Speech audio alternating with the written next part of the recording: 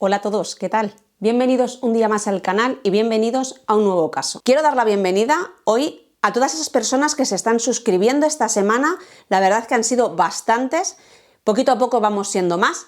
Yo estoy muy contenta, os agradezco a todos que estéis aquí y quiero agradecer en especial a esas personas que están conmigo desde el principio, a esas personas que llevan mucho tiempo, yo llevo un año. Lo que pasa es que ha sido un año muy irregular, porque por trabajo y por motivos personales no puedo ser, llevo una buena racha, ojo, pero no puedo ser muy regular.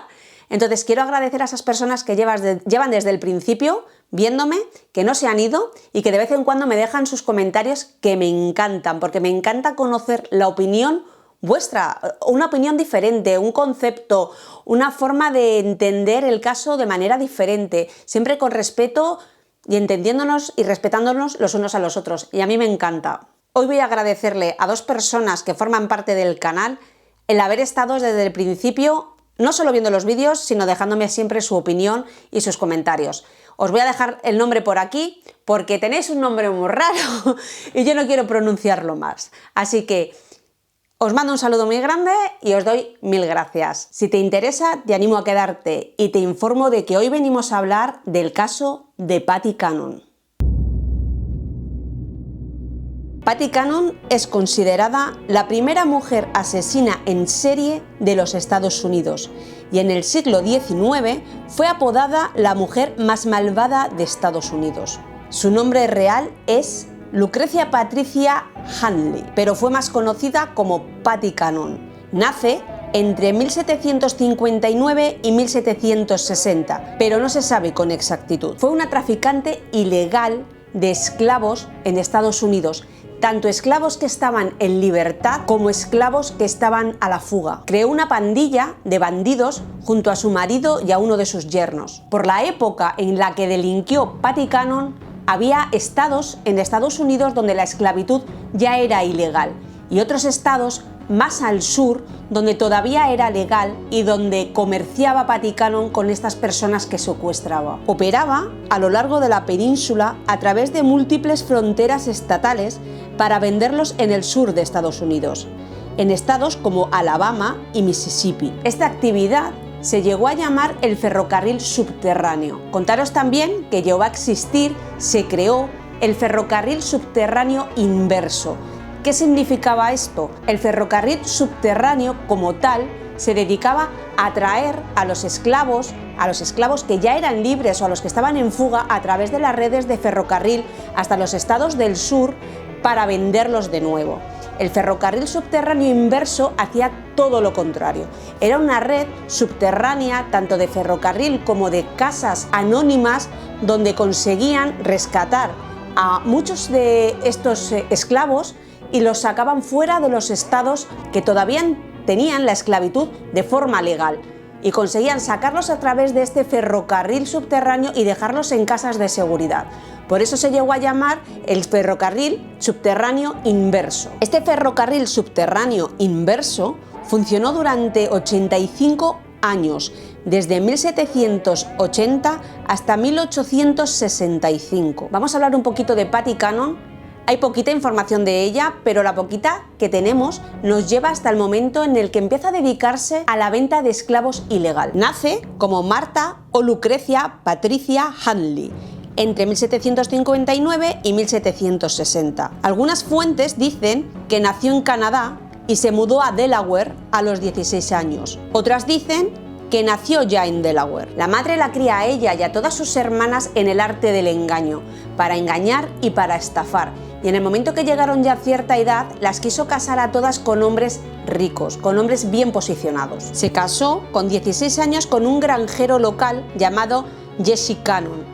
Juntos tuvieron dos hijos, una niña y un niño, y vivieron en Maryland, cerca de la frontera con Delaware. Es curiosa la forma en la que estas dos personas se conocen y cómo llegan a casarse. El caso es que se sabe que Jesse Cannon enfermó durante una visita a North Country y la madre de Patty Cannon le cuida, ya que se entera de que es un hombre poderoso, un hombre con dinero. Y cuando Jesse Cannon mejora su salud, la madre de Patty Cannon empieza a hablarle y empieza a intentar convencerle de que se case con Patty. Y es así como al final Jesse Cannon sucumbe y se casa con Patty Cannon, yéndose a vivir a Delaware. Llevan 3 años de casados cuando Jesse Cannon enferma y fallece. Llega a rumorearse que Jesse Cannon, el marido de Patty Cannon, enferma debido a que Patty Cannon le envenenó. Después de la muerte de su marido, hay algunos informes que dicen que Patty Cannon empezó a trabajar de camarera e incluso en la prostitución. En esta última profesión no tuvo mucho éxito debido al mal carácter que tenía,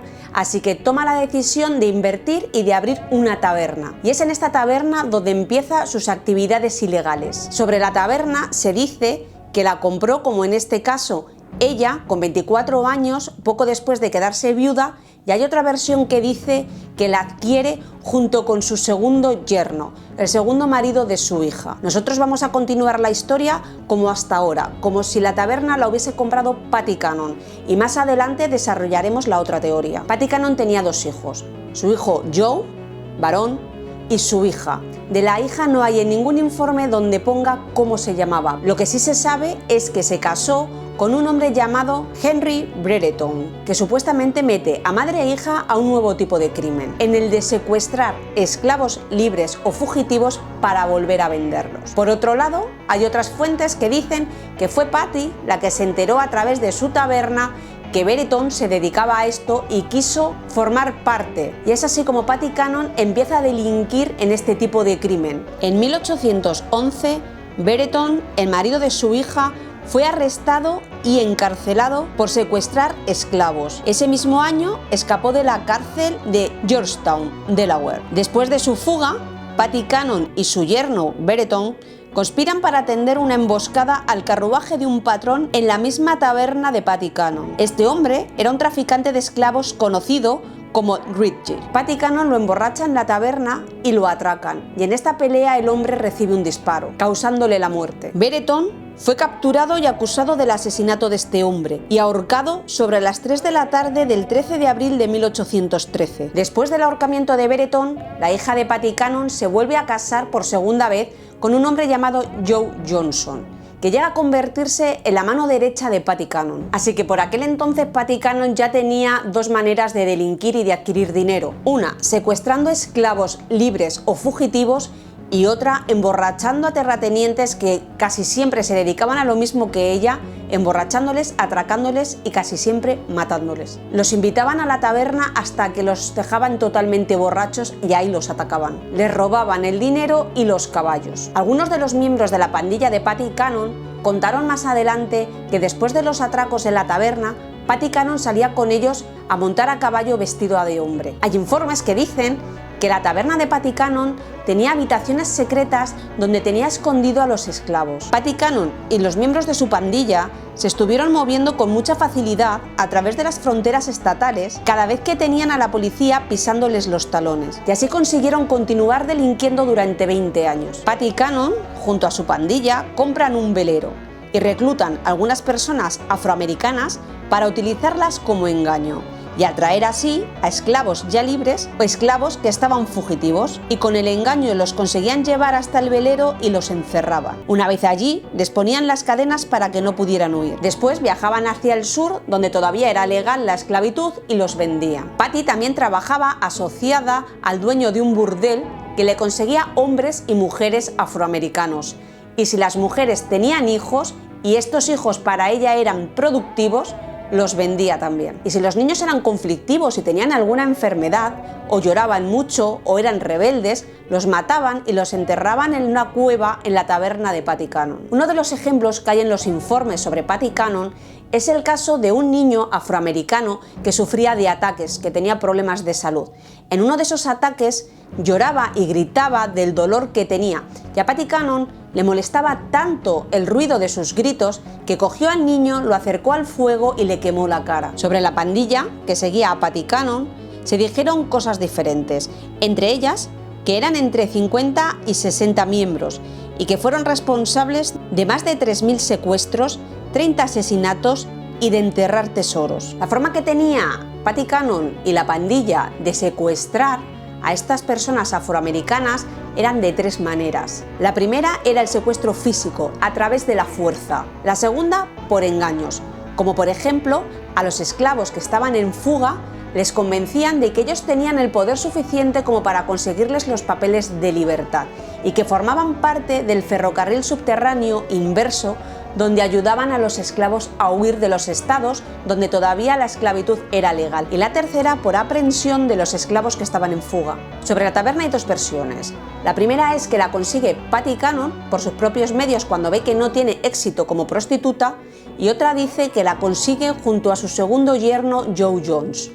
De hecho, la taberna en algunos de los informes dice que se llamaba Taberna Joe Jones. Sobre cómo terminó la historia de Patty Cannon y su pandilla hay 2 versiones. La primera dice que en 1822 consiguen atrapar y encarcelar a algunos de los miembros de la pandilla y que fueron juzgados por sus crímenes. Más tarde, consiguen atrapar a Joe Jones, el marido de su hija, que fue el único en ir a la corte donde le acusaron de secuestro. El castigo fueron 39 latigazos y lo colocaron en la picota o cepo. Después del castigo, Joe Jones, junto con su hermano, que también formaba parte de la pandilla de Patty Cannon, huyen hasta Alabama o Missouri. En 1829, un trabajador de Patty Cannon, un agricultor que trabajaba en sus tierras, descubrió un cofre azul lleno de huesos humanos, que pensó en ese momento que eran los restos de un traficante de esclavos que había desaparecido en 1820. Justo después de este descubrimiento,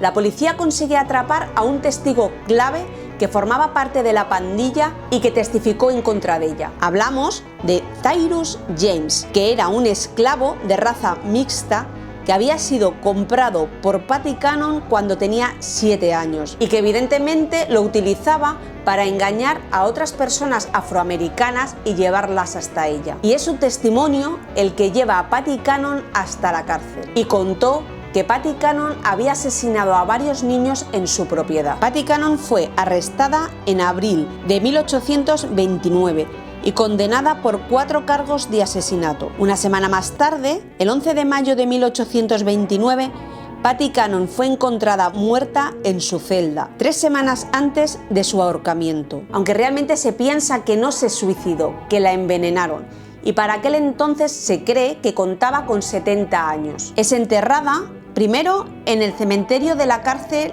de Georgetown, Delaware. En el siglo XX, antes de que ese terreno se convirtiera en un estacionamiento, sus restos fueron exhumados, junto al de otras 2 mujeres que fueron enterradas junto a ella, y las enterraron de nuevo en un campo de alfarero cerca de la nueva cárcel. Sus restos fueron trasladados en 1907. Un empleado del juzgado robó su cráneo, que luego se convirtió en una reliquia familiar. En 1961, el cráneo fue donado a la biblioteca de Dover, pero a día de hoy está a modo de préstamo a largo plazo al Instituto Smithsonian en Washington, D.C. Y la segunda dice que la carrera delictiva de Patty Cannon acaba cuando un viajero se hospeda en su taberna y, como hicieron con otros muchos, lo emborracharon, le asaltaron y le asesinaron. Cuando esta persona no llega a su destino, saltan las alarmas y la policía empieza a investigar. Los mismos vecinos empiezan su propia investigación.